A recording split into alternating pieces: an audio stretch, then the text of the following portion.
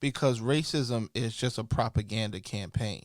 That's all it is. It's a propaganda campaign used to pacify the individuals who are not benefiting from what's happening. During slavery and during the huge enslavement of African people, the transatlantic slave trade, there were a lot of European people who were not benefiting from slavery. It Right. actually hurt them. It hurt because you have to look at slavery and the slave master as what a huge corporation is.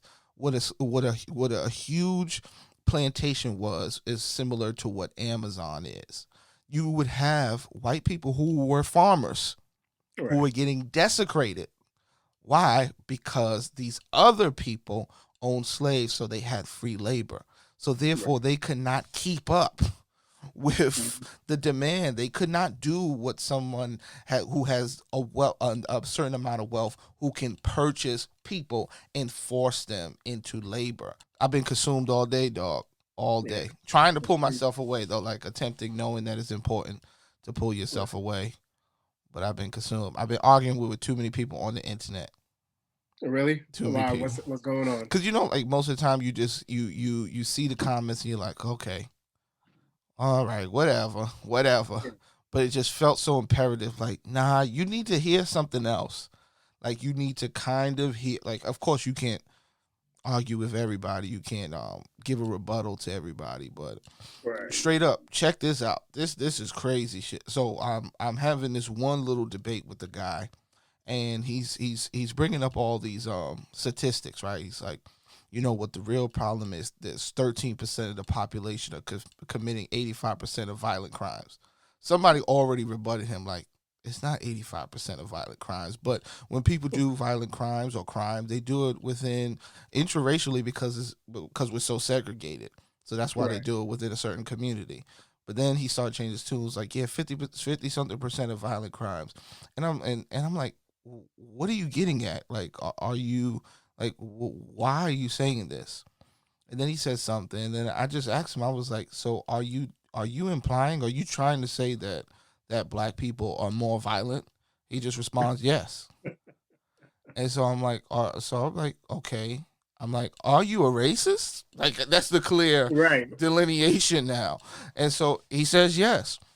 Really? I mean, and I do respect the fact that Someone he who's knows who self-conscious. he is. But Right. the worst part is the people who say those same things, who have those same statements, who for some reason they can't even see who they are. And they Right. use these statistics as if, like, well, the statistics show me. I don't feel this. The statistics just show this. They just show that. Right. Now, using the statistics all wrong, because you're Hmm. supposed to base it on what else those charts say, the information that those charts say. So we can all look at the same information, but people use these statistics as if, like, hatred originated without people rationalizing it. Like, people rationalized the hatred from the beginning. Right. From the You- beginning, the science said that something was wrong with our brains. There was, our heads were shaped differently. Like, all of these things are factual, and it's like you can't stop some people. But then I'm arguing with people on my Facebook that I know, and it's Right. like, my gosh, like, it's obvious that when you saw me, you had a preconceived. There's no way you couldn't. There's no Right. way that you couldn't, like, at all. Like, but like, you masquerade. Like, they'll say, like, no, I don't hate everybody. I love everybody. I don't care what color you are, white, brown, red, green. Like, there's no green people. I hate when people say green. There's no green people. Like, no, you don't. If you saw a green person, run. Right. Run or call the ambulance because they might be sick. Like, don't do that. But You talk yeah, about jaundice. jaundice. That's what I'm saying. He got something. He Yo, might be choking. I was gonna say we spoke about this before, I think, but I was gonna say, do you think that black people could be racist or minorities could be racist? I Because I know believe that it. Yeah, that's a big racist, problem that no. people. Prejudice, yes. Okay. Hateful, yes. All right. So, Discriminate, yes. do you feel like they can't be racist because we only look at the bigger system? Like, because I mean, like, I hear most people's problem is that it's systematic. Yes, I don't care that people dislike me. I care that they're able to carry out this dislike against Right, me. I don't care, like in general, if it had nothing to do with color. If somebody said, Justin, I don't like you, right, that doesn't matter. But if the fact that now I can't get jobs because they have utilized that dislike and weaponized it against me, that is the problem. And when we talk about racism, there's an origination. People act like it just came up. Everybody just started hating everybody because they had a different color. No, we didn't have an idea of race. It was more separated based off of where you were from, right, culture, your country of origin, specific country of origin. Like if you look at homogenous places like Africa, people all look the same. They look similar, similar complexion, but their disconnect from each other is based off of their country of origin. That's how it's always been. So race was originated to combine a larger group of people. People who right. had no connection, they were connecting against another group of people based off of their skin complexion. That's it. So if it originates from there, if it starts with, because whiteness was not always here. Right. Whiteness has an origination to rally people against other people. But it wasn't just white and black. There was whiteness. And then blackness was created to say, hey, we can have pride in where people of our complexion come from. Blackness is about pride. Whiteness originated to oppress others. Like there's nothing absolutely wrong with you being Irish, you being Scottish, you being any of these things, you being European. Enjoy that. There's beauty in that. I want to go to your country. I want to be with you and walk around your country. There's beauty in that. But there's also beauty in being a person from Africa. There's beauty in all of it. That's being fair. But there So, aren't any systems that black people are purposefully trying to oust people from and destroy them. but that's what I'm saying. So you think that it's only systematic as a whole, like, and it can be in minor subsets of culture? There Like can be. that's the thing that I always think about when like people say it's systematic. Like I Yeah. always think about like, all right, well, there are always subsets of the system that, Sure. are like, I mean, it's like saying if there's black people and there's white poor people, right? Yeah. And someone white has to move into the black neighborhood, Yeah. they are now into a total different subset of culture. True. And then they have to Absolutely. deal with the subset of culture of being the white minority inside of the black Yes. majority. You know what I mean? Yes. And I mean So that can possibly be difficult, but it may not be difficult because see the thing is like it's important for us to look at what the real racial stereotypes are.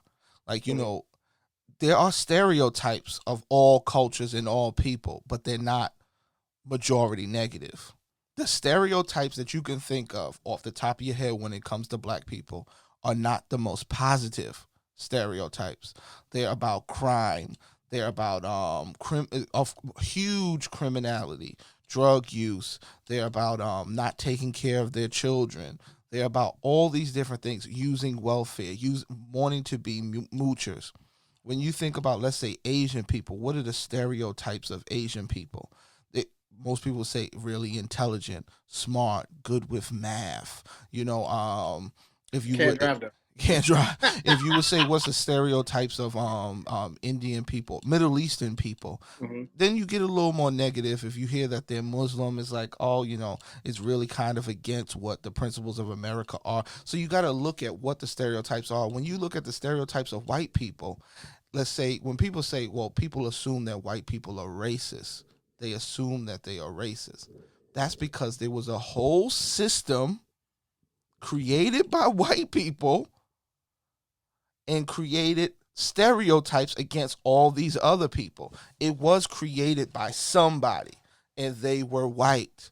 And other white people allowed it to go on for hundreds of years. And that was the problem. That was a significant problem.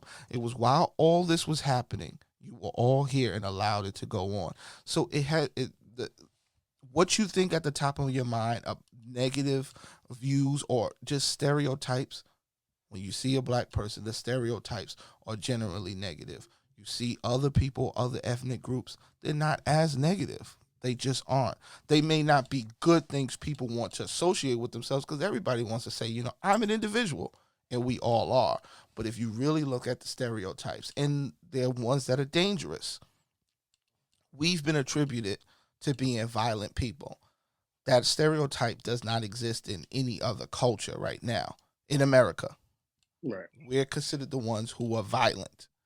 And that turns dangerous, because when you consider somebody violent, now you feel like you need to protect yourself from that violent individual. That's why people have the problem.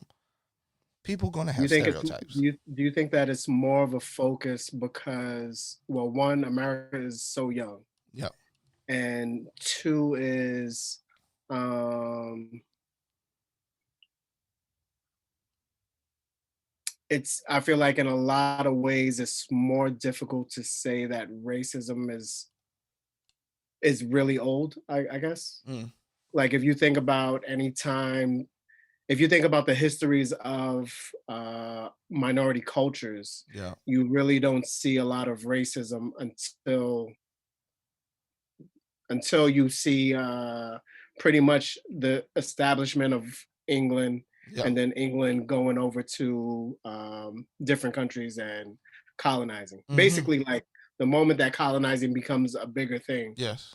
is the moment, because that doesn't quite happen in Roman culture. Mm, It didn't happen with Genghis Khan. It yes. didn't happen with all these tyrants who pretty much just desecrated. It didn't matter who you was. Yeah. It wasn't about the race. No. So then I wonder if the idea of colonization and seeing, because I mean, in the beginning, you see that Greeks enslaved anybody who they dominated. Yeah. Romans enslaved anybody who they dominated, and it really didn't have to do Yes. with race at the time. No. But the colonization of England across Africa, India, Southeast Asia Yes. is what really starts the if racism culture, if that makes Yes. sense. Absolutely. Because racism is just a propaganda campaign. That's all it is. It's a propaganda campaign used to pacify the individuals who are not benefiting from what's happening. During slavery and during the huge enslavement of African people, the transatlantic slave trade, there were a lot of European people who were not benefiting from slavery. It Right, actually hurt them. It hurt because you have to look at slavery and the slave master as what a huge corporation is. What a huge plantation was is similar to what Amazon is. You would have white people who were farmers who right, were getting desecrated. Why? Because these other people owned slaves, so they had free labor. So right. therefore, they could not keep up with Mhm. the demand. They could not do what someone who has a certain amount of wealth, who can purchase people and force them into labor. So therefore, there had to be built a propaganda campaign of why it was okay for us to use these people. Is we're able to use these people because they're not us. They're not humans. God said they're not us. They gave every excuse in the book, everything in the book, everything in the world. The size of the brain. They had scientists saying all these different things. So it was just a propaganda campaign, and it still exists. It has held on. But I was gonna say, do you ever think that if you think about these countries, right, Yeah. or well, these areas where slavery was big, right? Yeah. Um, there was slave trade before the colonization of the Nigeria Delta. You know what I mean? Mm-hmm. And there was a slave trade in India before the colonization of India. Yeah. So do you think that this was more because at the time, if like in history, you see that there's more indentured servants in Europe Yeah. during this time. Uh huh. Not as much the dominance of slave Yeah. until the end of time, Time basically. till you Right. die. Till you die. Right. So the idea that we will enslave these people until the end, do you think that that is something that they could have possibly gotten from the colonization of the people? Well, because I mean, the other thing is that there was no colonization in Nigeria. Mm, They were bought yeah. slaves from other Africans. Uh-huh. So, do you think that that idea could have been crossed or I guess adopted at that time more so? Does that make sense? Sure. I think that there was a time where I guess there was slavery with different principles. Like, Right. I would allow a man to earn his freedom, Right. even though, you never have a right to own an individual. But there was a different set of principles, and those principles devolved or evolved into what we saw in the transatlantic slave trade. But Right. That I'm kind of wondering. Sorry, not to cut you yeah, off. Um, if they got there and they were just, somebody was just like, all right, so how long do I have this slave for? And they're yeah, like, oh, you have him forever. Like, yeah, what is he going to do? Like, this is yeah, what we do. You yeah, know what I mean? yeah, And there were some sort of laws set yeah, in Europe at the time where you couldn't have that type of slavery. yeah. So going to America, This unpopulated, well, not unpopulated, but this but the freedom yes, was a whole lot different where we can yes, do this without laws, yes, yes. So I wonder if that is something that, because I mean, going through the history of India is roughly the same where people would try to work for their freedom, but a lot of their slave trade was based on the fact that, oh, like he's indebted to me for life. Yeah, You know what I mean? yeah. So then I wonder if, but because there weren't those type of laws where they were starting this trade, was it adapted more then? And then the talking down of the status of these people were more in that nature. You know what I Mm, mean? mm. I, It's tough because then it's there's a tough to lot of, speak to the motive right, of and then there's people. a lot of places um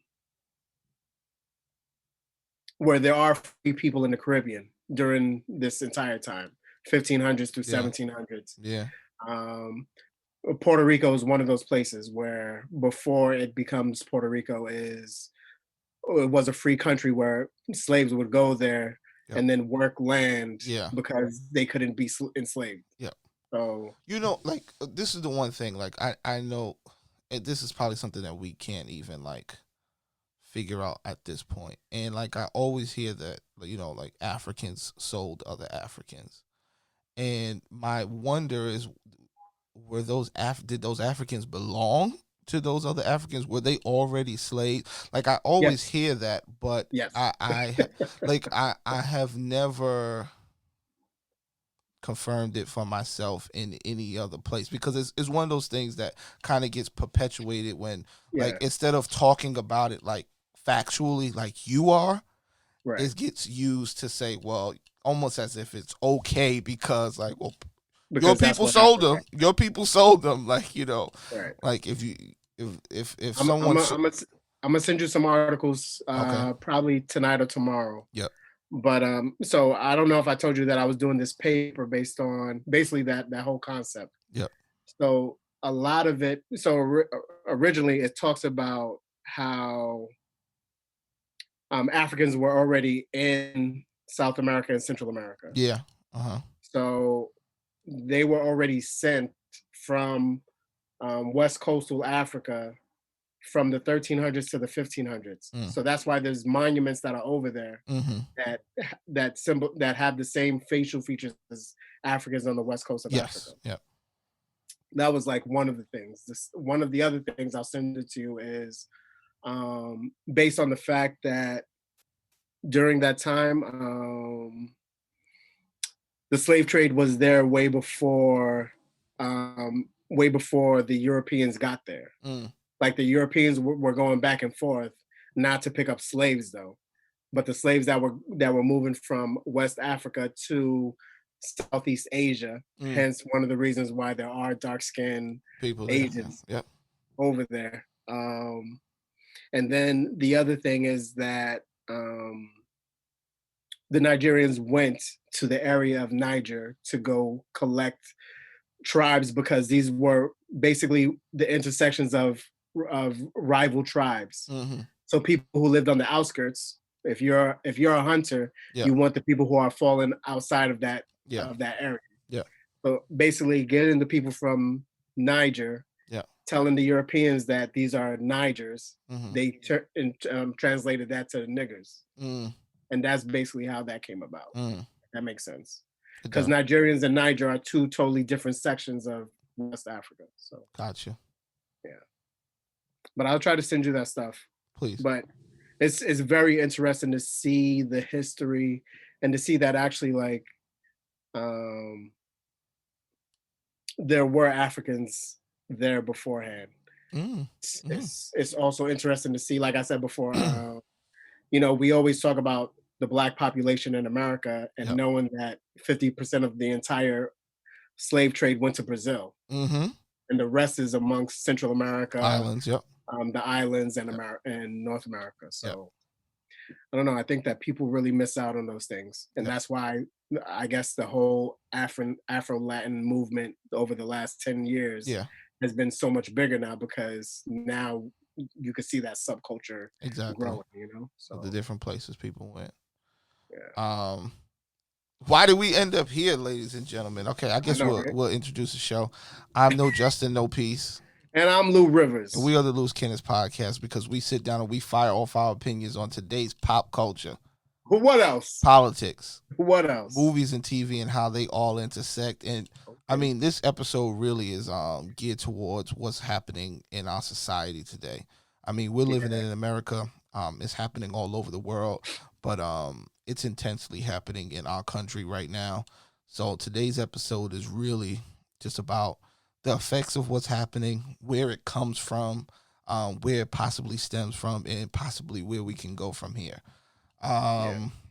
What has it been like 10 days that some interesting things have happened. Some interesting things. Let's start with after COVID-19, the numbers are still going up. Right. We're at 100,000 deaths. I'm not even sure what the cases are. It's like 1 point something million amount of cases, but we're over 100,000 deaths, and it's horrific.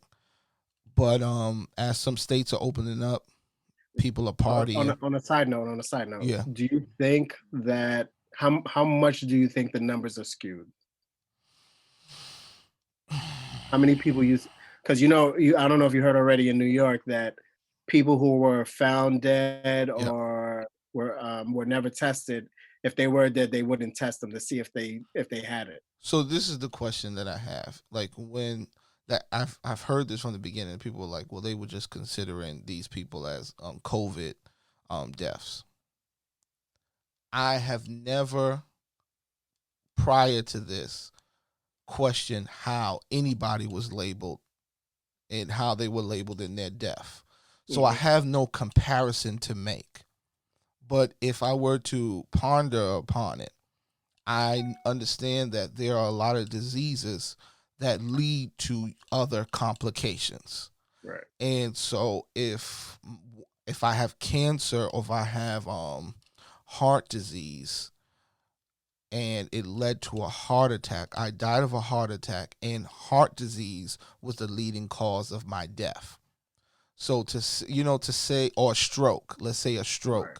So like it's very important for people to understand, like even in that small thing, the designation of deaths, how it doesn't, it's not a linear thing. Like, what exactly happened at that moment, and exactly at that moment, that's the only thing that matters. No, if I have heart disease and that led to me having a stroke, then the leading cause of my death was heart disease and a stroke.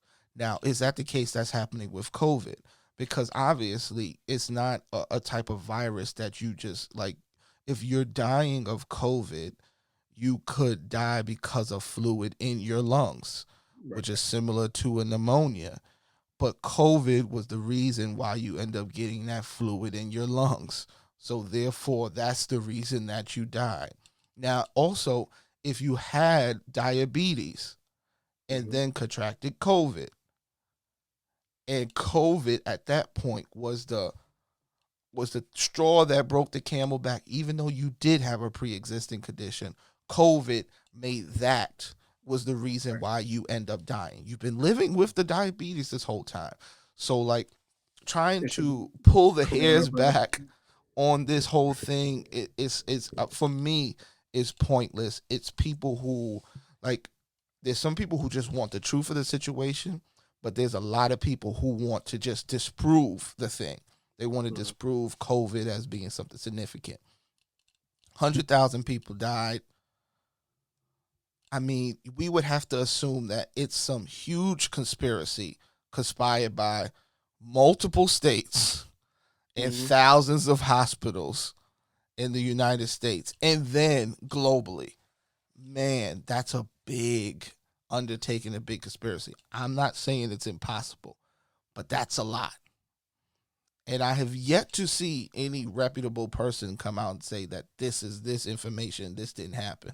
Because I've seen people that said it and they weren't people who were privy to any information. They didn't have any documents, they didn't have any real information. When people are dying in these old folks' homes and they contracted COVID, and we know COVID was in the old folks' homes, and they were already old, so they were already susceptible to dying. But COVID was Right. the straw that broke the camel back. That makes sense to me. That doesn't make it any less of a pandemic for me, even though I would like to know. But I also need to understand how they were labeling deaths prior to COVID. Well, that's what I was gonna say. I wonder if, I mean, because if you think about death certificates and who can fill them out, Mm. you know, you know that one, it's not really the nurses, and it's usually the doctor on staff Yeah. if it happens in a certain section, Yeah. or it's when the body's taken to the morgue. Yes. And knowing that one, they are overloaded with bodies, Yes. you're not, and you don't have enough tests for the people who need to be tested, so True. you're definitely not True. going to test the dead True. bodies. Yeah. So it makes me just think like, Could they be cutting corners? Could there be some numbers that are just people just like, well, it's probably COVID? yeah, I mean, Possible. you got to think that easily, if you're thinking about the code and ethics and morals handbook, like, your idea is to save everybody who's alive, That's and true. this is my job. Like, my job is to save someone who's alive. Yeah. I can't really put my energy in someone who's already died, Yes. unless that's my section where I Yes. can figure out some way to help the people who are living with this. Yeah. So I mean, I can see how it can easily be, all right, we're gonna just try to make sure that we focus on these things. All Yeah. right, what are we gonna do with these bodies? Oh, well, we can't test them. We don't have enough tests. Yeah. If they had a heart attack, we got a right heart attack. That's it. Yeah. And like, I can't see a lot of people opposing that. Yes. But with that same theory, if they're not testing the bodies of the people who are dying of potentially, and they're saying that it was just COVID, there's Mhm. potential that there are people who actually died of COVID that aren't being labeled as COVID also. Right. So like the shade of the percentage, I don't know what that is. Like, what do people think? 50% of the people, it was all lies. You think they made up 50,000 different death certificates? You think they were lying 50,000 times? I No, find that hard to believe. right. I don't think that they lied, but I think that if they're like these, it's like saying you see how many tests there were, right? Yeah. And you see how many people died, right? Yep. And then you see how many people they say recovered, right? Yes. Okay, so what happened to the other What's it? 850,000 Where people? is that number? Right. So that's Yes. what I think about that too. Yes. I Because guess then I'm thinking, it of- requires the understanding of what they consider recovery, right, because if those people are still testing positive, because a lot of the tests that was happening were retesting. So right. So like if that's the, what I'm saying. Are the people who recovered just the people who took the test twice? mm, Okay, so someone who recovered but died somewhere else, or Yeah. someone who got it, tested positive, Yeah. but died somewhere else, they don't have the attachment of where their Do we first have test those was. numbers? Yes. You know what I mean? Yeah.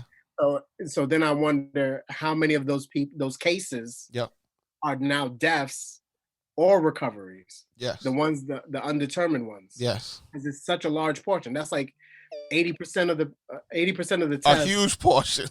Right, 80% of the tests are not either recovered or dead. So Yes. something happened to them. You know what I mean? Yes. So I don't know, but But I think that's the one of the issues is that we shouldn't expect all of the information now. You know, right, like this is something that will be discovered over time. There are people who dig through the files, dig through the information, and it will be discovered in time. It could be in years' time. It could be 3-4 years down the line in that time. But right, my assumption is that we have a larger handle on the amount of people that we can say have died or recovered now than we have 100 years ago. So we're right, willing to believe those numbers. Then, I mean, I think databases are a lot better than filing systems 100 years ago. So I mean, yeah, but but with that said, more people are dying. But there was a speech made, and to declare churches essential, places of worship essential, and so that people can go back and worship in the house of the Lord, uh, praise him. and praise Him, which is great, which is Yeah. great, except I for mean, when I'm still gonna praise him from home, you but can. Listen, I have not stopped. I have not yeah, stopped. My wife and I will generally watch with the family TD Jakes on Sunday. I do be missing some Sundays. Sometimes I just be tuned out. But we will sit there, and you know what? It's great. It's great when you can praise Him in your underwear. Like right, I don't I don't get dressed. I don't get dressed, and it's a very enjoyable experience. I, I want to call a spade a spade. There was no okay, reason for that speech to be made. I right, believe that it was an outreach for the evangelicals who believe that their governors were stopping them from practicing their freedom, right, and some of the structures, some of these churches who depend on their congregation to give and are not receiving to the tune of what they would have received had their doors been open, and they're putting the muscle. And there's an outreach because that's the base of this party. Evangelicals are a large base of the Republican Party and this president. And I think that was just a virtue signal outreach because he knows he can't make the governors open up. right. He couldn't I shut mean, down the country. I told you my thing is, all right, the country's opening up. Your places of worship are going to open up. Yeah, I mean, if you feel you need that and you feel like you safe enough, go do it. yeah, But I mean, look, we were already social distancing. We're already on yep, quarantine. We already can't really do much. I mean, I have enough time to praise God, Jesus, Allah, yes, Yahweh, yes, Shiva, mm-hmm. Buddha, Yep, anybody, any God that is out there, send them my way. I yep, got enough time got to enough. say hello and wish for something tomorrow. You know, Yes, just but I mean, some people need the community and need to be in a building community is for beautiful. praise. Community is So beautiful, right, but community at the risk of what? I think right, the problem is when it doesn't come with the truth. Like, yeah, sure, open up the house of worship, but we're gonna open up the house of worship. It's essential, but some of you may die. We're watching what happened in a Walmart. There's local Walmarts that are proliferated with COVID-19, and they have to shut down. That's in a Walmart. What do mhm, you think is going to happen in your church? Like, are you willing to sacrifice the life of Sister Francis because you hanging out, going to the beach, and then going to church, and you don't know that you asymptomatic, and now this old lady contracts it? She should be staying home, and no one should be telling her to come out right. until it's time, until it's safe for her, until it's safe for these people. And you got to let them know that it's not as safe as it could be. But sure, if you want to, you can. But it's not as safe as it could be. I don't know, man. I see it as one of the ultimate risks, but if Huge. people feel they need it, then people could put themselves at risk. I mean, You're right. some people have to see the danger in order to They realize it. do. But you know what's sad is that we're looking at the 100,000. Like, I don't even know if people will start believing the numbers. If the numbers uptick went like 2 times, people were like, "Oh, I don't believe it. I don't believe it's that bad." Like a No, hundred no. thousand people are dead. That's Mhm. significant. Well, people, people got to show up to these the Senate, got to show up to their town hall, got to show up weaponized and making sure that okay, hey, But check if you, this out. Did you see the pastor in Chicago? I believe his last name is Sharp, and he was like, "I'm not opening up." And he was like, it won't. He said, "Jesus is gonna have to come down and sit next to me, wake me up out of my sleep, and yeah, say, 'This is time for you to open up.'" He was like, "Until they open their stuff up, until the White right, House is opened up. If it's so safe, why are so many other things still shut down? exactly. Open I up." don't know. And that's the whole thing. That's what you want from a leader. Like if Yes, your pastor still thinks that is dangerous, yes. and the whole thing is, even if he's wrong, he's still looking out for Still his looking out for congregation. you. Right. Still looking out for you. And that's why is someone going to say, no, we can open up? I mean, yeah, you're right. I got to get these dollars that the government's giving you. I need you to Yes, submit your fifth tomorrow. yes. They want some of that stimulus, but Okay. it's crazy, Stimulate and this church. it's Yeah. crazy. But the internet went crazy also this week with Uh, Crazy Joe, and I'm gonna just call him oh Crazy my Joe right God, now. yo. Listen. Ah, dang. I have two minds on this. Right? It Go was ahead. idiotic what he said. It was Yo, stupid what he said. I found I did laugh when I first But heard a it. lot of people be thinking the same thing, dog. Yeah. like, like a lot of people be thinking what Joe said, but it was silly for him to say it. He should have never said that. He should have never said. And this is what he said. He said that if you are having a hard time of choosing between me and Donald Trump, you ain't really black. Right. You know what's funny is he meant that, and he actually said it in the right way. Had Chris Rock said it, It would have it came would off funny as hell. it would have been a hot It would bar. have hit. It would have been Right. a hot bar. So so this is what I'm saying. I like when I heard it, I was like, "Ooh, that's gonna hurt." That's gonna I hurt. wasn't offended. Like I thought No, me neither. I was like, I understand what he's saying, Mm-hmm. but I understand the sensitivity of minorities having a problem with Yeah. white people talking about race. Yes. Us He white could people. have simply said, "Listen, if you're having a hard time now telling the difference between how I would handle police violence and the killings of unarmed black people, and seeing between me, how Trump would handle it and how I would handle it, you don't really care about these issues. Don't say you ain't black. Don't say you ain't black. I, There's you a know what? way to say the same thing that he wanted to say without saying it those words. He tried to say it too cool. It He thought he felt was like talking to Barack. he was at a black barbecue. He was You at a know, black barbecue. and he's like, I do these joints all the time. Somebody gave him potato salad. He was Right, like, "Listen, if you had a hard time choosing, you ain't black. right. Where the ribs? It's I like got more ribs. Well, y'all got this is what flavor Kool-Aid is this? What's this? This so Guinness?" if people haven't realized yet, the one good thing about him is that he's not tactful. So he always he says ain't what's on his mind. he ain't Like tactful at all. you cannot stop him from actually saying these things. Yes. And this is so funny because this is the moment where I would want someone like Bernie to run with him to be like, wait, relax. Wait, Joe. Wait, Joe. Yo, Joe gets pull that back, excited. Joe you gets know? excited. But speaking about running, Oh, did I sent you the thing about Klobuchar or Klobuchar, whatever her name is? Klobuchar. Yeah, oh my Her God. record is horrible. Her record is horrible. It's not a good pick for him. It really isn't a good pick.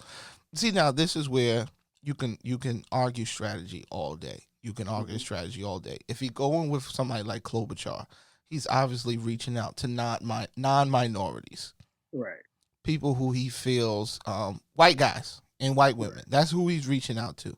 And I'm not saying that that's not the winning strategy, but it Right. ain't the winning strategy to lock solid down the minorities. It's not the winning strategy for us. So this is what I had debated. Mm-hmm. If he wondered if he got her, how many of the minorities would he lose? Would he gain an advance on the whites that she would bring It's in? possible.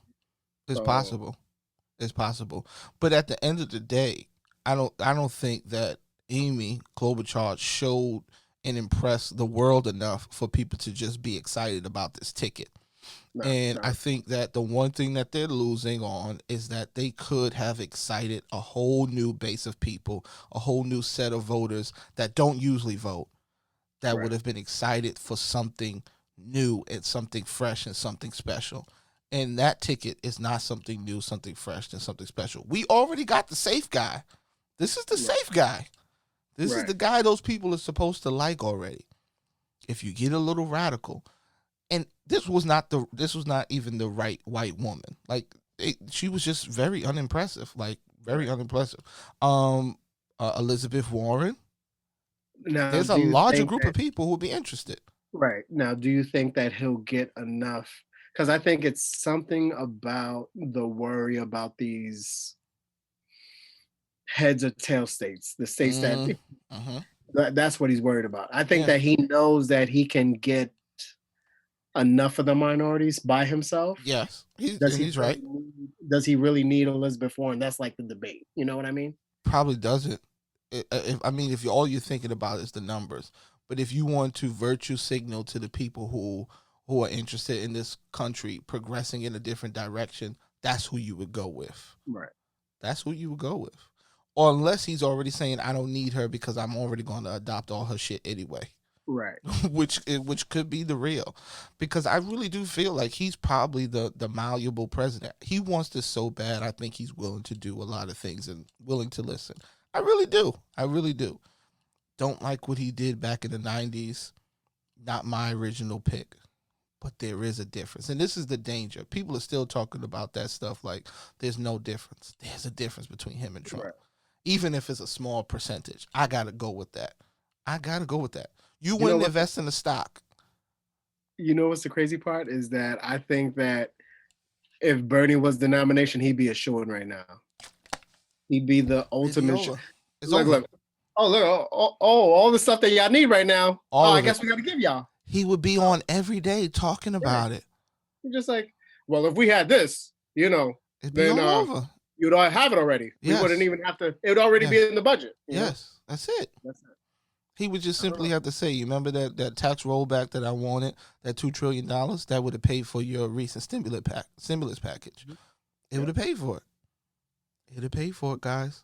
You would have had it set up already. Wouldn't have had to worry about it. That's it. But where we at? Yeah. So Joe be putting his foot in his mouth, but he the best that we got right now. So I'm just like, God, it's just horrible to watch. You know what? You just sounded like can't nobody pick up the kids but the drunk uncle. But the drunk uncle. Who gonna call him? You gonna call him? We got it. Yep. It's just like, or they gonna stay at the after school with that Trump. Nah, we can't. Nah. They be touching kids. They're diddlers over there. We can't leave them at the after school. We rather the drunk uncle get them. But there's somebody else that might have been drunk in the park. I don't know. My goodness. But this woman was either intoxicated with alcohol or rage. Either or, it was a dangerous sight. We had a Karen in again. Karen in, but her official name is Amy Cooper. Did you? I'm sorry, I don't want to cut you off, but yes. Did you not find it weird that his name was Christian Cooper? It's very weird. It's very weird. I had read the article. I was like, why is her husband talking? I was like, oh, that's the guy. I was like, they both of their last names is Cooper? No. There was a lot of things wrong with that video. I watched it a number of times. I broke it down, but we'll break it down for you guys. There were two people in the park. Amy Cooper, what'd she do? She was in the park with her dog. Apparently, she didn't have a dog on a leash. It is the rules of the park for your dog to be leashed. I believe actually when your dog is in public, your dog is Your supposed to dog be should be on a on a leash leash. Right. unless they're in your yard. There was a gentleman who was in the park and he's an avid bird watcher. The goofiest thing that you could be interested in. I'm not going to judge because it probably is something beautiful, but I would have thought he was lying too. it was the goofiest shit I ever heard. But fine. He asked the lady to make sure that her dog was leashed because the dogs would scare off the birds when they're acting a certain way. Right. She was not having that. She was upset that this person told her anything about the dog. She proceeds to get upset. We don't know how long it went prior to the gentleman recording, but when he starts recording, she's telling him, "Get away from me! Get away from me! I'm gonna call the police and tell them And that he's you're nowhere taping near her. me."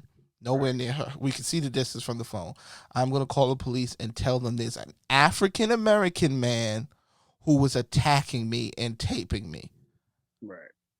She was willing to call the police, and she did call the police and made a false claim, a false report on the gentleman, which could have ended in his life. Right. I mean, now we have the update. She's been fired from her job. She did a Right. lame ass apology. She did. I didn't even see the apology. They took her dog away because Oh, yo, apparently I saw. apparently I didn't know they could do that, but apparently she adopted the dog. They took it away or she returned it. It doesn't matter. Did you? It's. I'm just like this was like something to chuckle at, but it was just annoying. It was annoying and it was scary at the same time when you think about what could have happened to that gentleman, whoever it was. If it wasn't a black man, even though she made it a race thing, if it wasn't a black man, for her to say that any person was in there assaulting her, that Right. wasn't, the police officers could have responded to something they thought was a dangerous situation. Right. And that was what she was interested in happening, which is just crazy. You know, the crazy part for me was that this is New York. Like This is this New is York, in the middle of the city. in the Like middle of the city, I'm Central I'm Park. looking at it and I'm just like, this is happening in Central Park. I like it'd be one thing if I was like, oh, she's like 85 years old, she's old money, like No, she don't nope, no, no, young no. lady. Like how are you in the middle of the city and this is happening right now? Crazy. So But the fact is, it didn't take her very long to concoct this plan to to get to that possibly get this man hurt right. because she was told to put a leash on her dog. That's the law. Like, That's yo, the law. that's the law. It says it right It there. said right there, there's signs. They just put them up. They're refreshed. Nobody's been in the park in a while. It's crazy. Amy Cooper's crazy. There were a lot of people that talked about it. What's her name? Amanda Seals had something very interesting to say because this was very dangerous what she attempted. And as Right. interesting and as funny it is that he was bird watching, it was so significantly potentially dangerous that it was like, how do people think like this? This is it was important for people to see that we have people who get accused of crimes and we're like, if she pointed him out, he had to have done it Right. or she had to have done it. But we watched a person lie about a crime that never even happened in Right. front of our face. So it just begs the question, how often does this happen? When has it Right. happened before? When has it happened prior? It made me think, all right, like let's say it's one of these situations where, all right, she's lied, she said this. If this is 10 years ago, he don't have no camera, he don't have no phone. He walks Nothing. away from the situation, the Gets cops picked arrest up. him, you know, he's pointed out in a lineup, he's brought on charges. That's it. You understand what I mean? Like, And she's willing to lie. She's willing to lie in court because now she got to go to the hills with it. right. He spends 10 years to life in jail. And he's That's telling everybody, I never did anything. I was bird watching, and nobody believes him. a whole bird watching. Okay. Oh, okay, yeah. Oh, all Yeah. right. Oh, you like birds, huh? You Right. like feathers. You like tails, huh? You was chasing tails, huh? Did you see some Red Robins out Did there? you see? No. Yeah. Uh huh. Uh huh. That's the real. That's the real. So just before all of these cameras and having all the access, there were people who just could not prove that they didn't do anything. And people, why would a person lie? There you go. Stop asking that question. Right. People lie because they lie. That's it. There's no why. The person doesn't need a reason to lie. They just lie because they lie. There are reasons for some people lies, but this person just lied because they lied. That's it. Well, I mean, don't worry, because we all got phones and we all got cameras and we all got mics for now, and it's just a matter of time for Facebook and Google let the government do what they want to do, right? That is true. They're probably looking at us right now while we're I mean, recording. I'm just saying. While we're recording. But even when there's cameras, there's some people who are taking the camera and trying to pin things on people and thinking that these videos don't mean anything. We talked about it last time. We talked about AHMAUD Arbery. I don't think at that time the two individuals were in custody. Who there were three individuals involved in the AHMAUD Arbery altercation, the killing of AHMAUD Arbery. The third person has now been brought up in charge. The third person, the person who took the camera footage, and apparently this individual thought that if he recorded it and taken this camera footage, and the reason why he released it because he thought that this would exonerate the two individuals. Right. He had given it to he gave it to the lawyer of the two guys. He wasn't wrong though. No, he wasn't. Because it did exonerate. They didn't take the charges until there was community uproar. Right. The fact that these individuals, these type of individuals know, like Amy, that there are people who will respond based off of these hot buttons. Right. You know, I was scared. I was trying to defend myself. And they just believe that, oh, this person looks like this. Yep. He was trespassing. You see, you got it on camera. Don't you see? We had to. We had to lock him down, chase him down, and then shoot him. He grabbed for my gun. To this day, I still can't understand the gravity of the need to stop someone. Look. I could follow someone for an hour easily. Yes. Within range and within distance. Yes. The cops come, look, he right there. I've been watching the whole time. That's right. You really have to go and physically stop this person? Mm-hmm. No, call. Look, I'm on the phone. As wrong as you may be, we are going down the avenue. We made a right on 50th. That's right. All units over here. Like, yes. What are you doing? I don't care if you're retired. I don't care if you're this.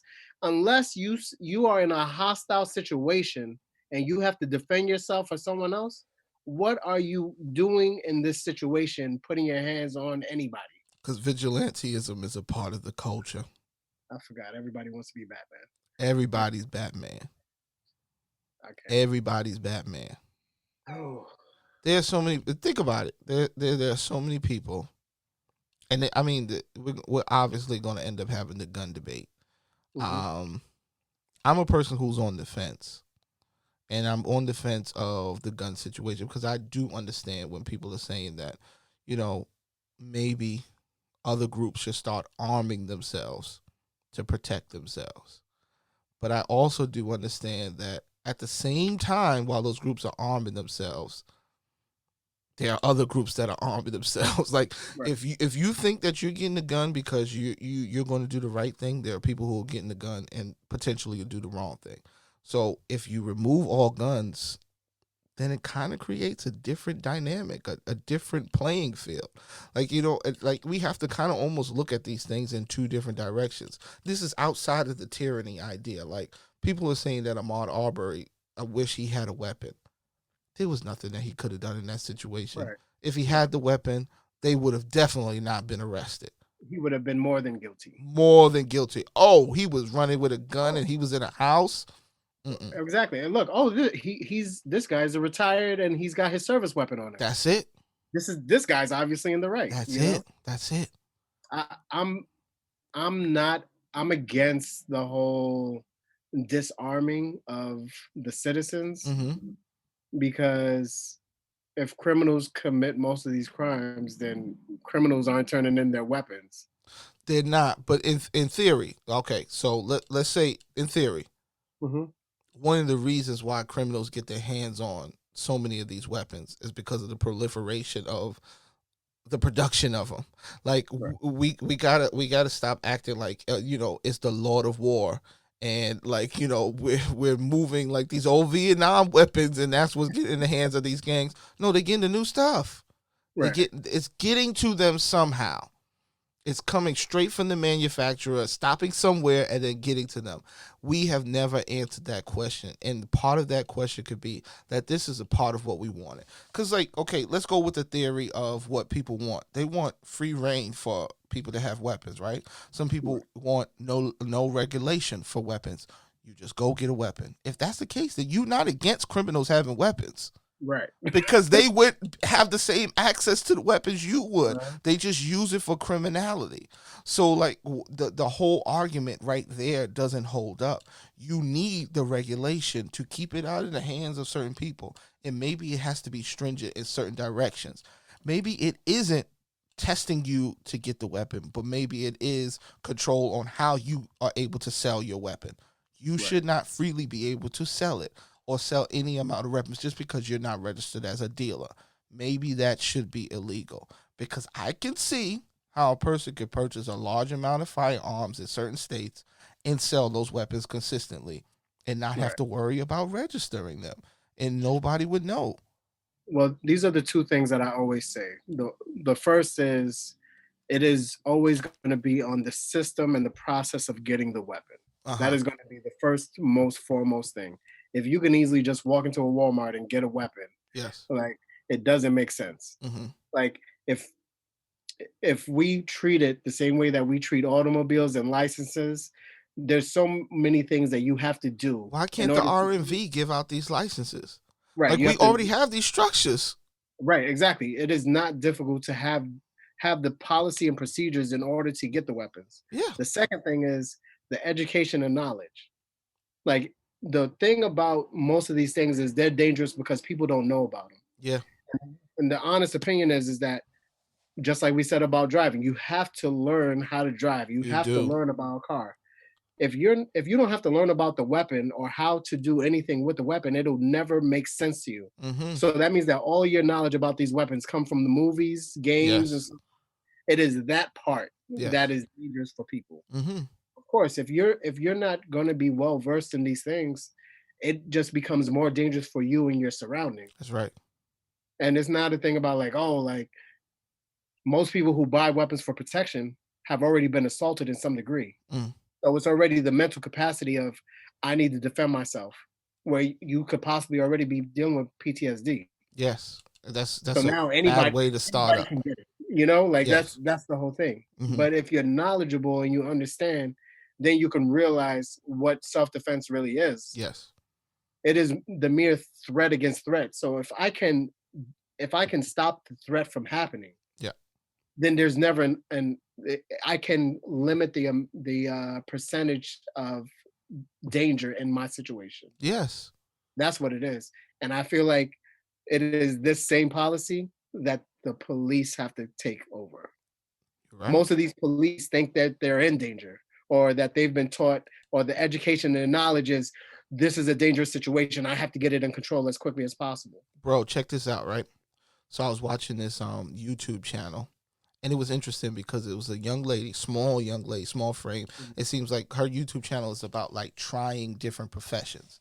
And she was able to go and be like go through the training of FBI agent. Mhm. And they kind of walked her through this whole thing, but it culminated in this weird thing where they took her in. They do this shooting course where they're kind of shooting, having her decide whether she's supposed to shoot the person or not to shoot the person, and Right. then they did it live. But what they ultimately always said, do you see how it's a second decision that you have to make, how difficult it is to make this decision.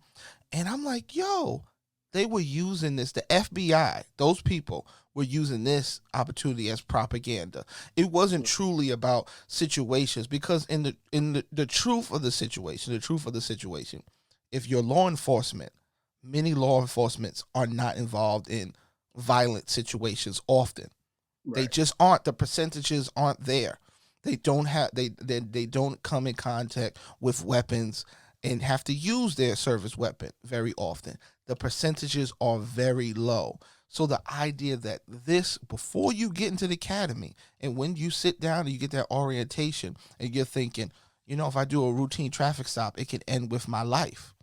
It can Right. end with my life. That's the first thing that's in your brain. But nobody put up the percentages of how many routine traffic stops are there? Millions. Mm-hmm. How many end violently? The percentage is tiny. So if Right. you put Close to that nothing. truth out there, then you wouldn't operate in a certain way. That's not saying don't proceed with caution and do things a certain way. But the truth is, most routine traffic stops are not dangerous. Right. They're regular people who get a ticket and who get upset and they go on about their way. That's it. When things turn a different way is when the vibe on in many different ways create a different dynamic. A lot of routine traffic stops that get escalated that I've seen, people are pushing to find if there's something. We have this culture that makes it even more dangerous for policing. I'm interested in seeing how dangerous policing will be if we just remove the illegality of drugs. Mm-hmm. What will we now be searching for? You know, the routine traffic stop is not going to be as dangerous. Right. You smell marijuana? Okay. Cool.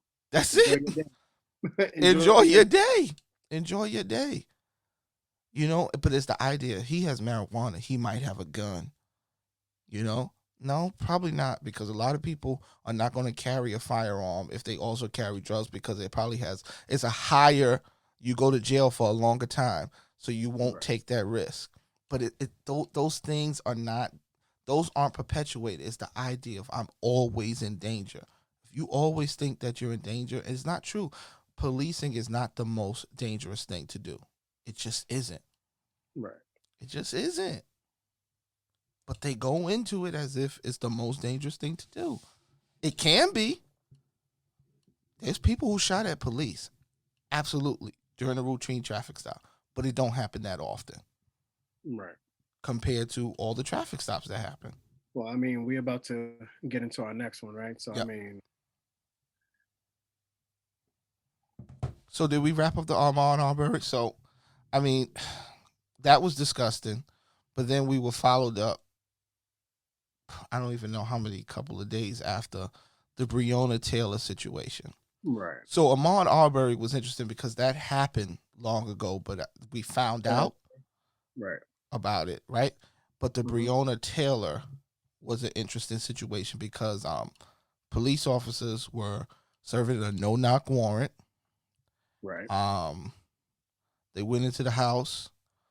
The gentleman that was in the house and the wife that was in the house, the Right. gentleman returned fire when the police came into the house because they thought that it was a robbery in progress. Right. Um, when he He shot returned, one. He shot once and hit the femoral artery of one of the officers, if I'm correct.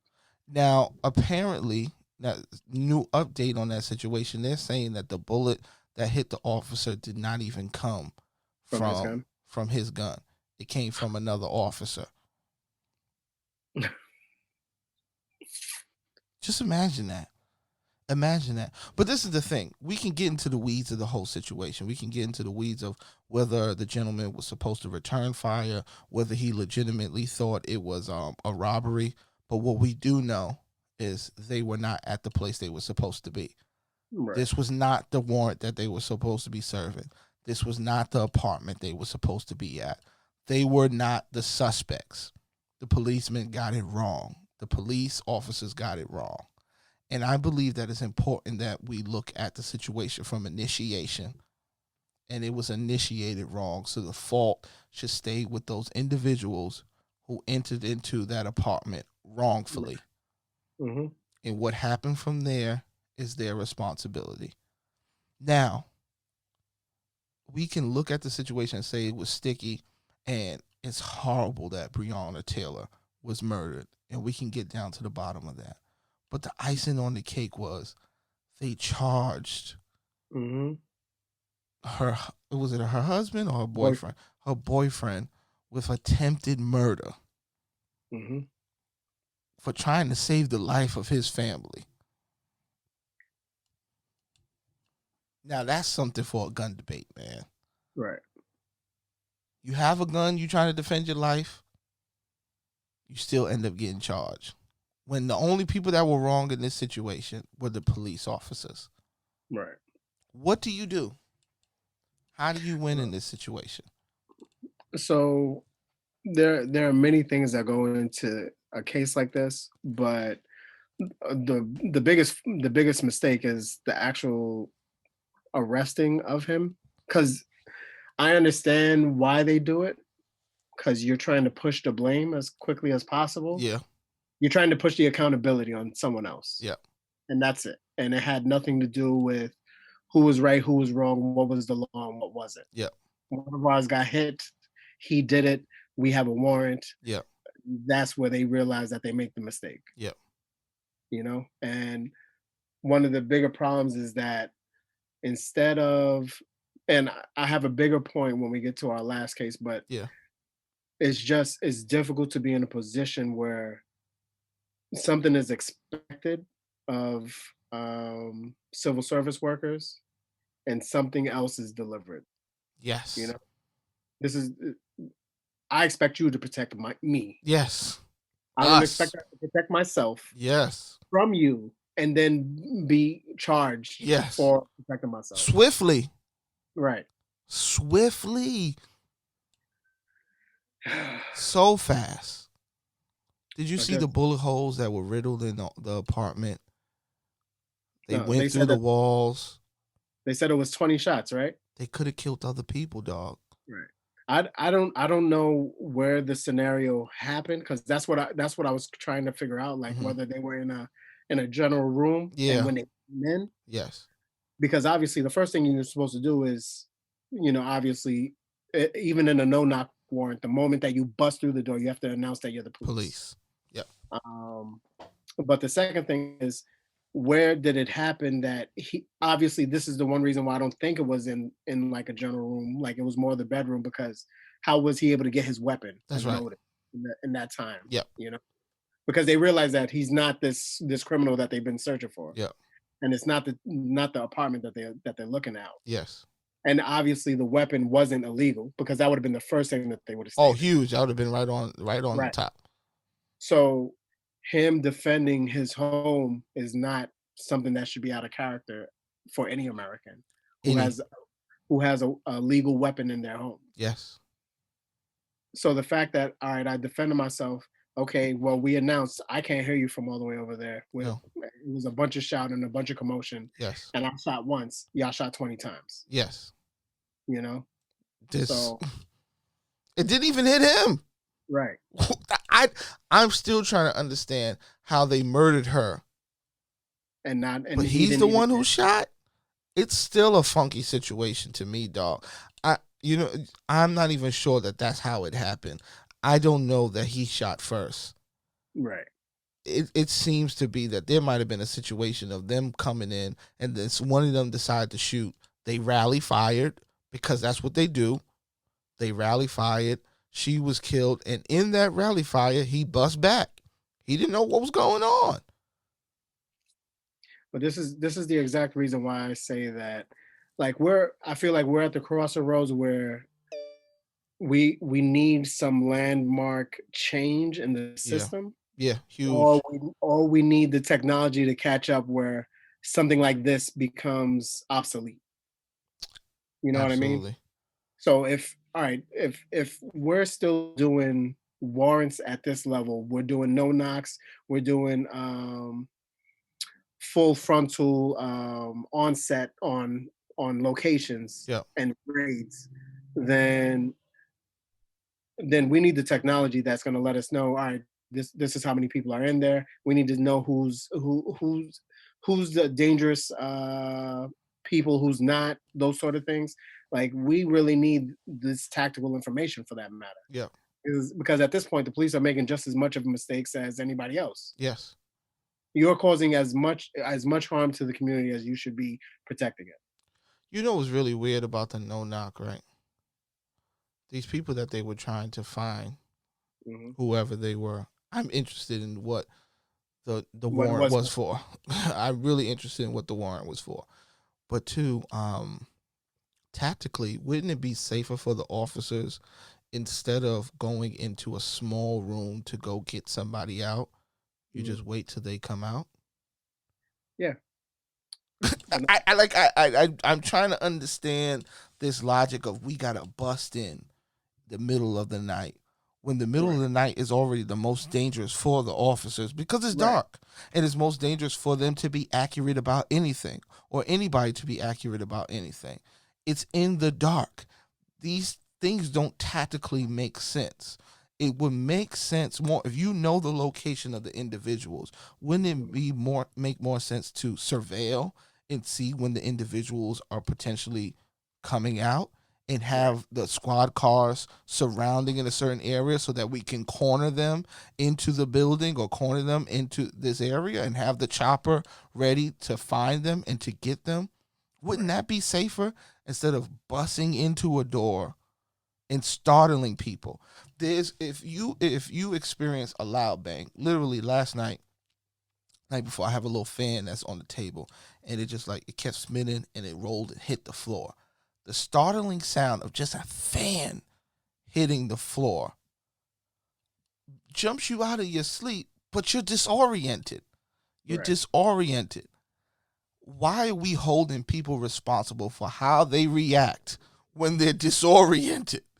Like if you jump into somebody's room, anybody's going to fight.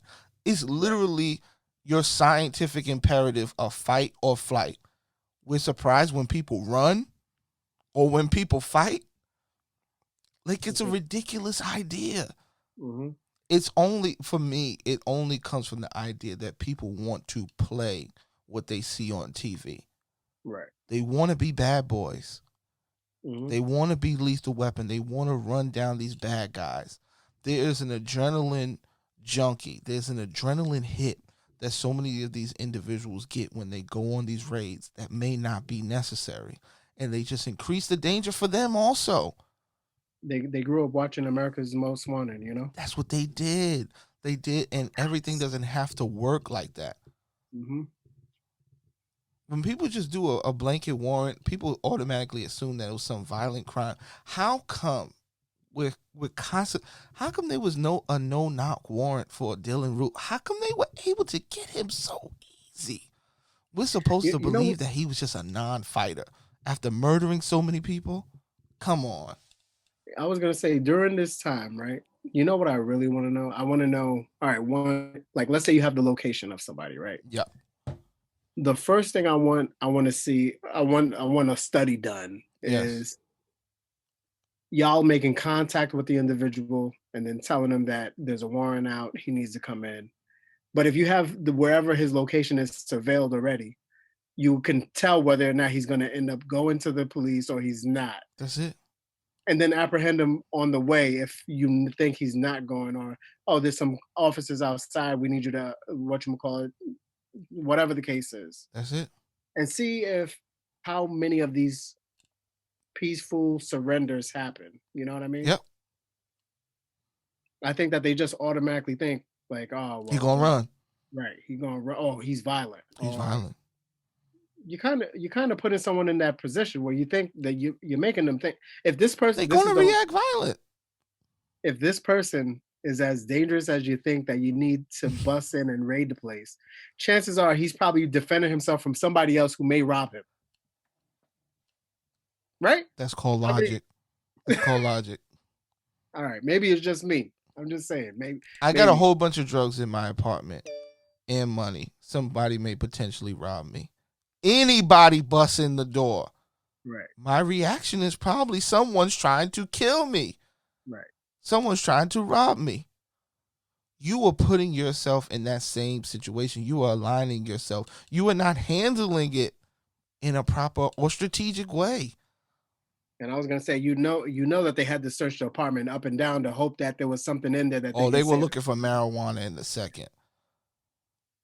Marijuana in his system. Oh, he was stoned. He was right. stoned. Who? This is what I want to know. Did they test any of the cops? Who gave them the wrong address? Someone. How did that happen? So I wonder if it's like maybe it's in because I feel like a lot of this happens too. Because they'll have the last known address Yeah. and then just push it forward instead of verifying whether the person still lives there or not. Bad You know what I idea. mean? Bad idea. Terrible.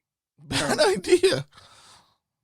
And it's just like, all right, well, if someone surveilled him and they know that that's the apartment, then you definitely have to have that person on point to know that that's the right apartment. That's it. Um, It's too many questions to be answered. And the truth is, you know what? They made a huge mistake. And right. the truth is, I can accept the mistake. I can't speak for the family, but I can accept the mistake. And I can also accept, you know what? We found out who made the serious mistake. And you know what? They can't work for the department anymore. I'm sorry. It was too egregious of a mistake that you cannot work for the department. Right. And you know what? We are sorry, sir, that you even had this experience. You know, that your girlfriend is now gone. We are sorry. And you know what? The city now has to pay for what we took from you. That all could have been handled civilly. It could have been handled civilly. These officers, whoever was wrong about giving that address, gotta go. Right. Gotta go. But to keep, and we're taking you in? Nah, B. Yeah. That's where the wrong just keeps like, come on, now this is egregious. It's egregious. It's crazy. And when you thought It couldn't get worse. that it couldn't get worse, bro. When you thought it couldn't get worse.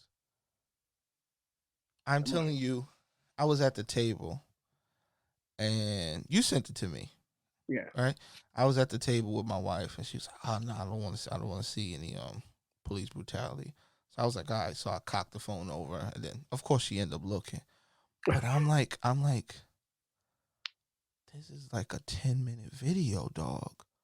Mm-hmm. And I'm looking to see what's happening. I'm like, my God, I really watched a man being murdered in front of my eyes. And I've been haunted since that moment. Like we watched so many other videos. We've seen so many of these horrific things happen, and some of these things happen in abstract. You know, I don't remember any camera footage of what happened to Sean Bell, so you're not able to really account for it in a certain way. But we watched it, like we watched it in real time. There was no fuzzy footage. This was clear, and it what was worse about it, it was obviously intentional. Right. Obviously intentional. And I don't know. It's rough for me to even like gather my thoughts about the situation because I have like so many emotions about the situation. What do you think? So the common theme that I'm starting to see, especially with police, is the excuse of community without the proper usage of the concept of community. Mm, You can't tell me, like, if you tell me the underlining job is for you to protect the community yes. and criminal or not, stranger or not, You're not. Friend or foe? right? This person is part of the community. Yes. This is in the middle of Minneapolis, right? Middle. You're right. So right now, I'm not in Minneapolis. Yep. But even if I go there, as a visitor, I now become part of the community. It That's doesn't it. matter if I'm Nope. from there or not. Yes. As quickly as you feel the need to make sure that the community is safe by making sure the dangers of said community is your goal, the moment that you have that situation controlled, Yep. now this person is still part of the community. Yes. Okay, I'm almost certain that he's handcuffed, you've got backup, Yep. what is the point of anything extra? As quick as necessary as you felt to get to this person, Yes. to disarm or handcuff or control the situation should be just as quickly as you need to care for this person's health, That's it. and that's any person. Yes. And this is where objectivity and bravery are so important in this industry. Bravery. That's a Don't huge word. don't tell me that you became a cop because you're brave, but everything that you show me is based in fear. And cowardice. Right. This is the whole thing. I mean, I went to the military, Mm. and being afraid of dying is not something that you can take with you. Like I hate to put it this way, but Mm. if fear of death is in the forefront of your head, what then you're not really doing your job. Mm. Because if your survival is more important, then there's no reason why you should be protecting anybody else. Yes. Because that's what you gave up. Right. This is your job. Your That's why job we is call you a hero. when they say that, oh, it takes a split second for, yes, you're right. It takes a split second. If Mhm. you might as well be lucky in this job, in this position, Yeah. because you have to give the benefit of the doubt because everybody is part of the community. Everybody. You can't be out there and be like, oh, I just want to make it home. It's not your job then. No, Stay it's home. not for you. If your main goal is to come back home, stay home. Get That's another right. job. That's right. That's Don't right. tell me that. Don't tell me that your bravery is. Oh, you have the honor and bravery to do something, Yep. to hold this position, Yes. to make sure that the community is all right. The criminals who you are arresting is part of the community. That's it. I don't care how illegal something is. The person who you are arresting is part of the community. Due process is more important than anything else. Your goal is supposed to be get them to the courtroom, gets them to the Right. jailhouse, which eventually gets them to the courtroom. Because guess what? You aren't. You are not the judge or the juror. Exactly. That's it. You're just the arresting officer. That's it. And we figure out everything else after that. Do not show up with your bias. Do not show up with your stereotypes. Do not show up with the idea that I am an individual. Mm, Do not do this. no. And the whole thing is if you see that everything that you read in your manual is about protecting the community and is about doing this job, then do that job honorably. Honorably. That's And it. never to do things honorably requires sacrifice. Like Right. outside of policing, when you're building a business honorably, it requires sacrifice because there's so many other ways of doing it. There are ways that you can cut corners and do things to achieve the goals that you want. But when you put honor and integrity above all of those things, no one will ever have a problem with how you do it. No one will ever have a problem with how you handle the situation when you put honor and integrity. And 4 officers were there, 0 honor, 0 integrity, all cowardice. Right. But the dangerous part is when we make it as if just 4 guys. Right. These 4 were the This bad 4. this is my thing. He's 19 on the years on the floor. force. He's on the floor. He's cuffed. Okay, we got him. We got him. All right, let's stand him up to check him for weapons. Okay, That's it. cool. Okay, he no weapons. Let's put him in the back of a squad car. We have to stand like one of y'all have to kneel on his neck. The other one has to kneel on his back. The other one has to hold the legs. My man is lifeless within minutes. Within minutes, you What are we asphyxiated still his doing? whole body. I don't, and I mean, I don't want to. First off and foremost, before we even get to the idea that this is a race thing, this is not. This is first a police thing because First, all police do this. Like this is not. This is again going back to education and knowledge of a situation. Like if your goal is to, all right, we have to make sure that we diffuse the situation, we control the situation. The next steps that come after that are not expedited the way those first 2 steps are. no. all right, we got this situation under control. This person who you apprehended is now only an object. It is not a person Yeah, you are trying to protect as well. That this should be the first thing. that's it. As much as you're like, oh, I need to protect my boys in blue. No, you need to protect the community That's first. it. That's your first. That is your first. I Your I I don't care who else you think you have to protect. I don't care what other job you think you have to do. That's right. If you can't protect the community, and now this is where it gets really fuzzy, because you're if all right, yes, I protect the community. I do everything right. You're correct. Okay, so when you see one of your boys in blue doing wrong, you need to protect the community. That's it.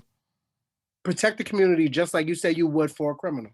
And in the Because same vigor that you exactly. would a criminal, the same veracity that you would a criminal. Because at the end of the day, now this is where it gets fuzzy.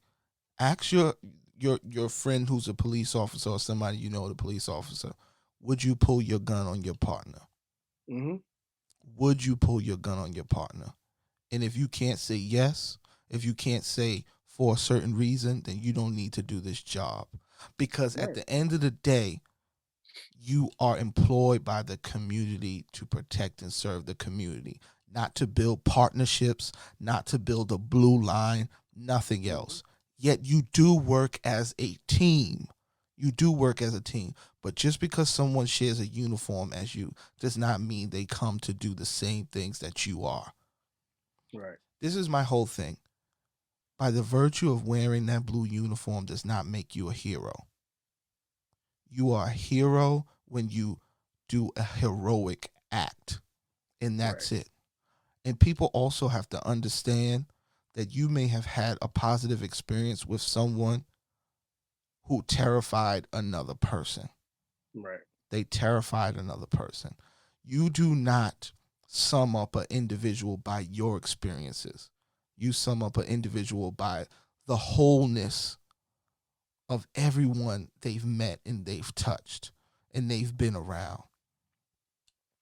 I don't care how you treat your family, how you treat the brother that you grew up with, your wife, your kids. I want to know, how do you treat that stranger who you've never met, who might be a meth head? How do Right. you treat them? Can you treat them respectfully? That's impressive to me. Nothing Hmm. else. I don't care how much you loved your wife. I don't. I don't. That does not make you a good person. We got to change our idea of what we think a good and a bad person is. It's the sum of the experiences that you've had with all the people. All the people. You could be great. You could be a church going deacon. And as soon as you put on that badge, you'd be a horrible son of a bitch to a whole bunch of people. And it is not just black people. Hmm. There are tons of white people who have been brutalized. But we have an epidemic in this country where it's happening to black and brown people. And we also have an epidemic in which people get away with brutalizing black and brown people. There's no justice for us. You're not given the benefit of doubt. That's the problem. I think we all understand people are going to do things wrong and people are going to get murdered. People are going to get killed. People are going to use excessive force. And we also expect that those people are going to be brought to justice. That's it. Oh, That's it. I'm so ready to have people arrested for excessive force. So ready. I do not see why we have this discord of not being able to, like I said, you're a civilian and you're a vigilante and you're bringing a gun to a person who doesn't have one. Yep. Re- automatic, automatic. You know, if you're a cop, and I know that this idea of having this hands-on type of idea, Yep. the frustration and the anger, I mean, I get it, but you if you can't be objective in the job, don't do it. Don't do it. You can't control yourself, don't do it. If you get angry, easy, don't do it. Don't High don't. stress. We don't. The problem is we're constantly increasing the numbers of police officers Hmm. when instead of decreasing the need for police officers so that we have great ones. Right. We have so many all right ones because there's but so many numbers of people you can go through that could possibly handle this job. And the training is not adequate in a lot of these stations. Some of the most funded police departments in big cities like NYC are getting it wrong. What do you think is happening in these smaller police departments? Right. Who have people with bias who think that this, well, we don't need to talk about racial bias because there is no racial bias. Generational. Departments. Like it's I don't know, but like I said again, I think it's about the training. I think it is about learning. I think it is about being able to do these things, but you know, before the training, it's about the vetting. Right. It's about the vetting. The vetting process is not weeding out certain individuals. And the vetting process needs to also match up with the consequences. Mm-hmm. I think the consequences are strong, people might think before they react the way they do. I think that that's something that still can be trained. Like I think that getting people in and being able to show them like the real world, like I think that's what people need more. I mean, if you could bring in someone and to just show them ways of dealing with most of these situations. Yes. Instead of this is how we handle situations and how we should handle situations. We need to have this. Do I understand the need for certain practices at times? Yes, at times. Yeah. Not all the time, but at times. Yes. In situations where there's not a weapon involved, when there's not a weapon involved, I have absolutely no clue why we are doing half of this stuff. I'll put it to you this way. When there's no weapon involved, I have absolutely no clue why are you armed? Like why? The first thing, all right, cool. I'm gonna pull out this taser and we're gonna have this taser. Cool. Yep. All right. That's the next level. For what reason is someone who's unarmed being shot? Yep.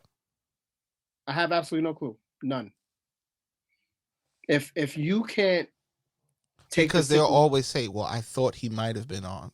The thought needs to throw out the water. You got to throw that shit out the water. This is the whole thing. He thought he might have been armed. I thought you was a good police officer who was objective and who can control himself. That was it. That was exactly who we thought we hired. That's right. Oh, it ended badly. You're right. That is the job. Yep. We hire firemen all the time, firemen, firewomen all the time. All the time. And if they go into a fire, they know the risk. They may get burnt up. Right. But they're sacrificing their body for the people who are in there. Right. Another form of bravery. I do not see where if you are not ready to deal with the consequences of the bravery you have for what you would like to do, please don't protect me. Please don't. Don't.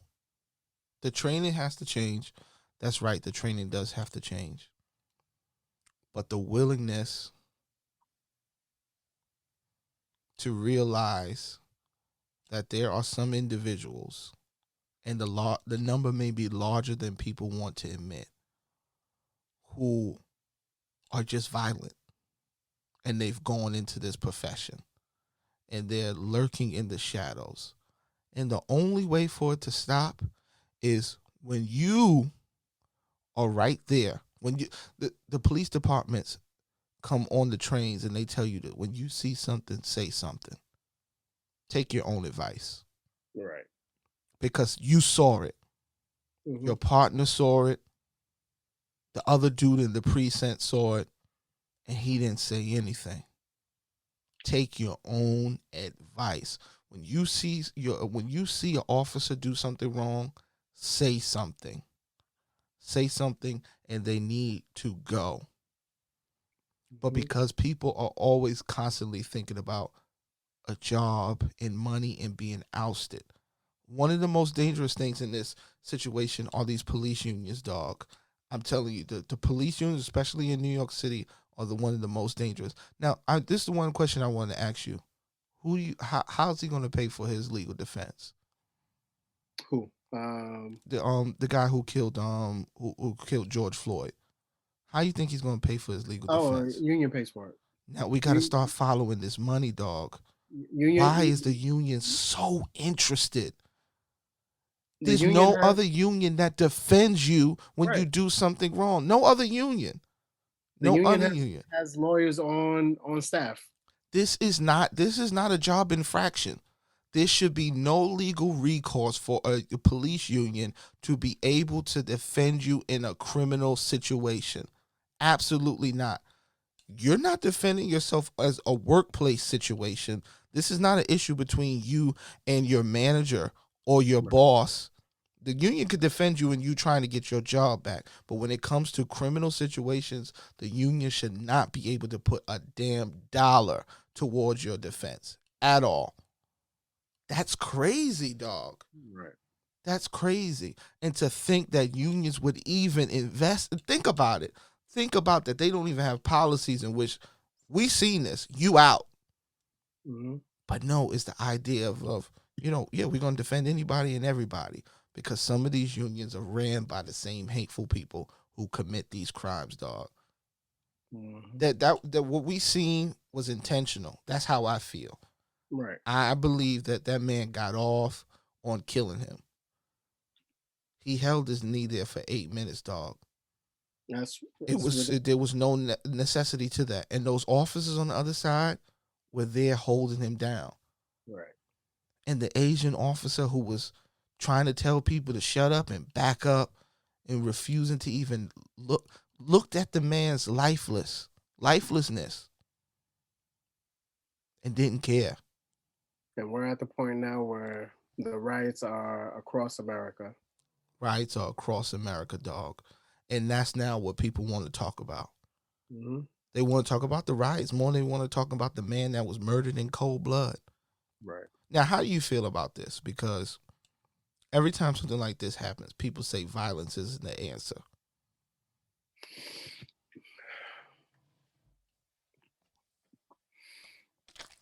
I believe in a plan.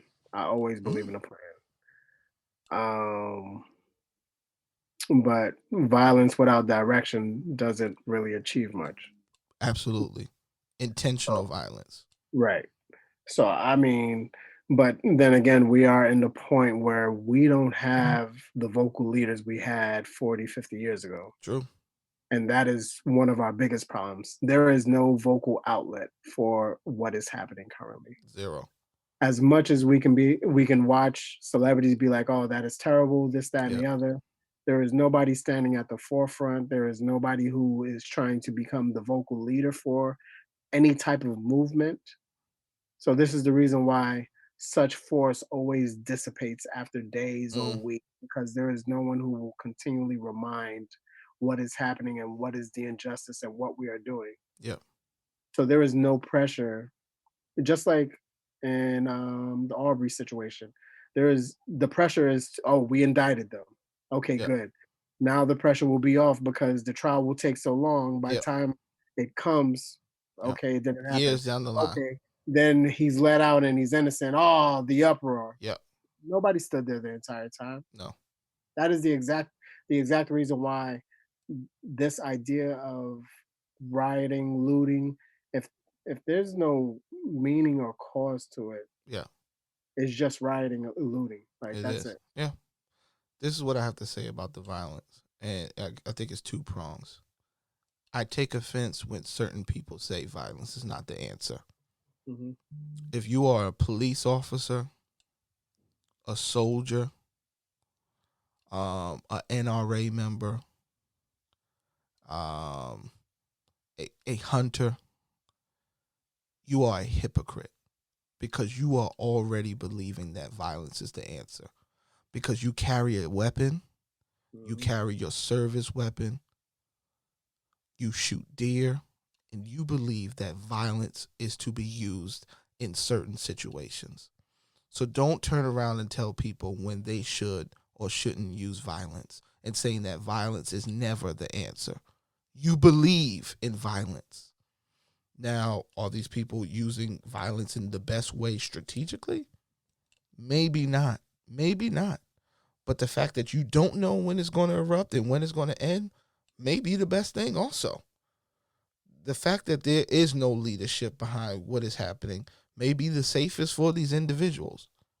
Because when you can target a leader, and we've seen it time and time again, the leaders will be either assassinated or jailed. It's just simple as that. I don't want to see buildings destroyed. I don't want to see police cruisers destroyed. I don't want to see that. But I also don't want to see a police officer murder a man in cold blood in front of other civilians and other citizens. Definitely don't want to see that. But I tell you, one of the most disturbing images were the police officers. Now, I'm not sure.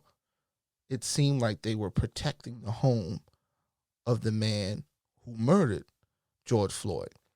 Mm-hmm. Now, the biggest problem I have with that is not that they want him to get, justice to be served and him to go through due process. It's the fact that he's not even charged, right. That he's at home. He's not on bail. He's at home. The fact that we watched him murder someone on camera, and somehow that's not enough. What could the DA possibly be trying to figure out? What investigation could you possibly be going? What could you be combing through? What evidence could you be looking for? What? We watched him be murdered. Well, I was going to say, they don't have a headquarters anymore to send the police from, right? It's true. Oh, man. Listen, I just have a problem when people are, this is what they're doing now on Facebook. It's sad that he died and that was wrong. But those riots, man, that's all they want to talk about. It's just like, now I have to just automatically say that it's sad that he died. I right. feel bad for him. Rest in peace. We'll do a little blurb about that. We'll say that real quick. But those riots, look at those animals and how they're acting. What are they trying to accomplish? Maybe because you wasn't listening before they burnt up a target. Right. Hey, do you think it's cruel and unusual punishment if, you heard he's been trying to get like food delivered, right? I think that's the smartest strategy that they've ever done. So not one delivery should go to that house, not an Instacart. Well, they've been saying that every time that they tell the delivery people who it is, they turn around and they leave. That's it. I'm telling you right now, I'm having the closest COVID-19 patient right there. Go ahead, deliver it. Go ahead. Go ahead. You think that's cruel and unusual? Would that be cruel and unusual punishment? No, I think it's the right thing at this point. Because guess what? He's going to be quarantined. He might as well. He can eat in jail. He can eat in jail. Right. Like as everybody wants to be so above board. What I seen was the act of a demonic act. That man had his hand in his pocket. He was partially applying more pressure with his knee. I think he was getting off on the situation. He was looking at the people while it was being done. This was something far more egregious than we've seen in a very long time, that someone actually wanted the death, and possibly those other individuals wanted it. But this is what I can't lose count of. If those individuals did not tape the experience, we would have gotten a total different account of the situation. Right. We would have been told all kinds of lies. And apparently their statements had already had a whole bunch of lies. All the cameras are there. There should be everything. Tape everything. There should be cameras all over the cars, everything. And if you cover one up, cover a camera up, because that's what they're doing now. They'll send one officer to be in front of the camera of the other people to try and block what is being filmed. Right. No, don't worry about no crowd control. Don't worry about no crowd control. Go affect the arrest. You don't need to control the crowd, because if you affect the arrest, get in the cruiser and you bounce. That's all you got to do. If it's a dangerous situation, you should be trying to get out of there. Stop trying to tell people stuff. Stop agitating situations. effect the arrest, get them, book them, and then let's get to due process. That's Right. it. It's simple. It's simple. People are reasonable. Most people don't want violent criminals out there. The problem is most people that are in prison are not violent criminals. Right. That's the sad part. And some people are just waiting from situations like this where they're being charged with the only real charge that they have is resisting arrest. Right. I watched these officers yell to a person that they were punching in the face, "Stop resisting." How am I not going to attempt to cover my face or hold your arm when you're pummeling me in the face? This is just natural human stuff. Right. Natural human. I cannot just go have my body go limp. You're ripping my arm in a direction my arm doesn't go. Mm-hmm. My body just doesn't go limp. I don't prepare for this. I'm not preparing at home just to go limp. I'm sorry. Is policing difficult? Yes. Do we make it difficult? Yes, we make it difficult because we require them to do too many things. We have too many things that are illegal. The majority of their job that they actually affect arrest for, they probably shouldn't. Drugs should be off the table. If you want to prioritize, do you care about the person who has marijuana or you care about the rapist? I want everybody on the rapes. Right. Everybody on the rapes. 75% of murders go unsolved. All right, let's get some more detectives. While we got them on the beat, let's get some more detectives so we can figure out these crimes so it can go about faster. First 48, double the team. Right. You got people who are doing stings. Fuck the stings. Right. Let's get the murderers. More hands, more eyes. More hands, more eyes. But it's not about that. There's a bigger system at play. It's about numbers. Got to get that illegal money. It's about the illegal money. There's a love for that illegal money. Yeah. And it's sad. Listen, we're gonna say their names again. AHMAUD Arbery, Breonna Taylor, and George Floyd. Mm-hmm. Rest in peace. Peace and love to their families. This is difficult. I know it's difficult for me, so I know that it's a trillion times difficult for these family members. But I just hope and I pray that what they experience and the loss of these people does not go into vain, and we get something out of this, a better America for all of us. Right. I can't promise that though. I feel you. I've been let down too many times, but now we're just trying to make it a better world for our kids one day, you know? that's it, man. That's it. We just want to be people who make money, the American dream, live in a home with a potential pool or not, travel the world, do the right thing. That's it. And there's millions of us, millions of people who look like you and me think that same way. There's a tiny percentage of people who are doing the wrong thing, and those people could be turned around faster than a lot of people want to admit. Right. They just need to be given opportunity. But the sad thing is these three situations wasn't even that. It was people assuming and thinking something of another person that ended in their demise. And it's just disgusting. Disgusting, bro. Yeah. Is that it for us? That's it for us, man.